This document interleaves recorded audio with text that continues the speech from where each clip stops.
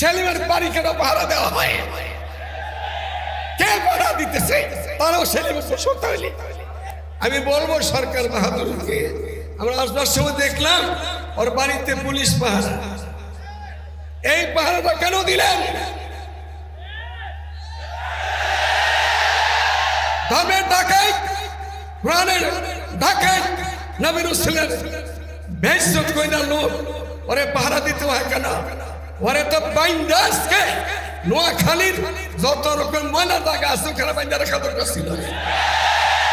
ওরে পাহারা কেন দেওয়া হইল? আল্লামা আব্দুল হামিদ পীর সাহেব মধুপুরী এ পর্যায়ে গুরুত্বপূর্ণ বক্তব্য রাখছেন। নারে তাকবীর।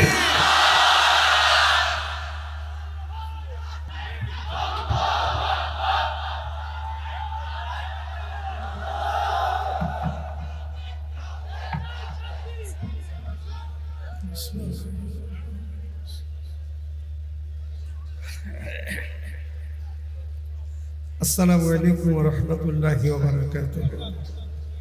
الحمد لله وحده والصلاة والسلام على من لا نبي بعده أما بعد. أعوذ بالله من الشيطان الرجيم. بسم الله الرحمن الرحيم.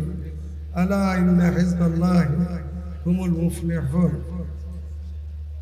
যে বিষয়ের পরে আজকে নোয়াখালী, বৃহত্তর নোয়াখালীর উলামায়ে কেরামের দেশ, মুফতি মুহাদ্দিসের দেশ, পীর দরবেশের দেশ, ভালো মানুষের দেশ, এই দেশের মধ্যে আজকে নোয়াখালীর জমিনে আমি 1964, 65 থেকে নিয়ে 1970 পর্যন্ত ওলামাদের লেখাপড়া করছিলাম।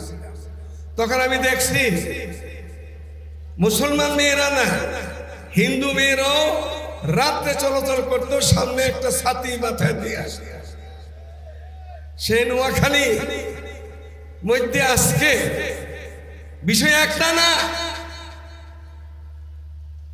এক কথাতে ইসলামের নামে কিছুই নাই, এটা দাবি করছে বদমাশ হিজবুশ শয়তান। আজকে থেকে হিজবুত তাওহীদ ওরে না বলাটা মুসলমানের জন্য ইমানি দায়িত্ব হবে। হিজবুশ শয়তান, শয়তান যত পৃথিবীতে আসছিল, বড় শয়তানের চালাচামুন্ড, সমস্ত শয়তানের ঠাকুর হইল এই বাইজিদের জামাই সেলিম। আমি বলবো সরকার বাহাদুরকে, আমরা আসবার সময় দেখলাম ওর বাড়িতে পুলিশ পাহারা। এই পাহারাটা কেন দিলেন? ধর্মের ডাকাত, কোরআনের ডাকাত, নবী রাসূলের বেইজ্জত কইরা লোক ওরে পাহারা দিতে হয় কেন? ওরে তো বাইন্দাসকে নোয়াখালীর যত রকম ময়লা জায়গা আছে ওখানে বাইন্দা রাখা দরকার ছিল। ওরে পাহারা কেন দেওয়া হইল? আমি লম্বা চূড়া কথা বলার আদত নাই। আর আজকে এখানে সারা দেশের উলামায়ে কেরাম আছেন, ওনারা বয়ান করবেন। যারা বুঝায় বলতে পারেন, বহু উলামায়ে কেরাম এখানে আছেন, নওজওয়ানেরা, ওনারা এই বিষয়ের উপরে মালুমাত আছে। ওনারা বলবেন। আমার শেষ কথাটা হইল, এটা নোয়াখালী, এটার মধ্যে ফেনী, এর মধ্যে লক্ষ্মীপুর, সাথে চাঁদপুর, কুমিল্লা, বর্তমান বাংলাদেশে বৃহত্তর কুমিল্লা, বৃহত্তর নোয়াখালী, সারা দেশে চট্টগ্রামের মধ্যে বড় বড় মাদ্রাসা, কিন্তু নোয়াখালী কুমিল্লাতে উলামায়ে কেরামরা ভরা। এখানে কেন জায়গা পাইল? এখানে মন্ত্রী সাহেব কি করে? এখানে মুফতি সাহেবরা কি করে? এখানের ওয়াইদিনরা কি করে? বাংলা থেকে বাস করতে থাকবে আর ঘরের ভিতরে নবীর দুশমন, আল্লাহর দুশমন নোয়াখালীতে বাস করবে? এটা করতে দেওয়া যায়? আজকের লিগে এতটুকু বর্তমান সরকার উলামায়ে কেরামের কাছাকাছি আছে, ওনাকে বুঝাইয়া যদি মাটি করে দেওয়া যায় সবচেয়ে ভালো। তা যদি না হয়, আগামী দিনে কোন ওয়াইদিন যিনি বলে গেছেন, আমি বলবো শুধু নোয়াখালী কুমিল্লা থেকে এই মাইদিপুর রাস্তা না, যত রাস্তা আছে সব ব্লক করে দিয়ে এখানে থেকেই এই দাওয়াত হিজবুত তাওহীদ, এই হিজবুত শয়তানের থেকে আমরা আসল হিজবুত তাওহীদের দিকে ডাক দিয়ে সরকারকে বুঝাবো, জনগণকে বুঝাবো। এতে যদি না ফিরে তাহলে বাকি এমনি হয় না।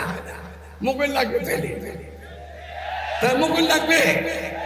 এই মুকুল কার উপরে পড়বে তা জানি না, খালি শয়তানের উপরে পড়বে, হিজবুত শয়তান, না কোনো ওসির উপরে পড়বে, না ডিসির উপরে পড়বে, না বিশের উপরে পড়বে, সরকার উপরে পড়বে।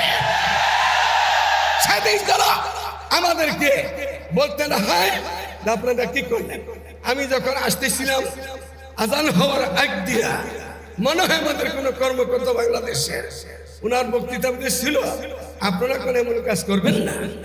আমাদের বলেন কেন? এই কথা আপনি বলার কে? মুসলমান আমাদের বললেন ওরে জ্বালায় পড়ে দেন, ওরে বাংলাদেশে বের করে দেন, ওরে যাবজ্জীবন জেল দিয়ে দেন, ও তো ফাঁসির কাজ করে ফাঁসি দিয়ে দেন। আমাদের কেন বললেন আপনি? আপনার সরকারের পক্ষ থেকে ইচ্ছা থাকেন, এমপি বা মন্ত্রী, আপনি জানেন না আপনি মুসলমানের বাচ্চা, মুসলমান আপনি আমাদের কেন বললেন এমন কাজ করবেন না? যে কাজে নাকি অশান্তি তৈরি হয়, অশান্তি তৈরি করছে কে? কে করছে? কে করছে? সেলিম করছে। সেলিমের এখনো কেন ধরা হইল না? সেলিমের বাড়ি কেন পাহারা দেওয়া হয়? কে পাহারা দিতেছে? তারাও সেলিম হইলে সাবধান। আমাদেরকে আল্লাহ তাআলা দেশ এখন শান্তিতে আছে, দেশের সরকার যাতে সুন্দর মতো উলামায়ে কেরামের পাশে দেখে আহলে হক কওমি অঙ্গনের উলামায়ে কেরামকে সাথে রেখে দেশ চালাইলে আগামী দিনে আগে নোয়াখালী হবে ইনশাআল্লাহ। আগামী দিনে সারা বাংলাদেশ আলোকিত হবে ইনশাআল্লাহ আজিজ। আমাদের হিজবুত তাওহীদ না বলি হিজবুত শয়তান। ওয়া আখির দাওয়ানা আলহামদুলিল্লাহি রাব্বিল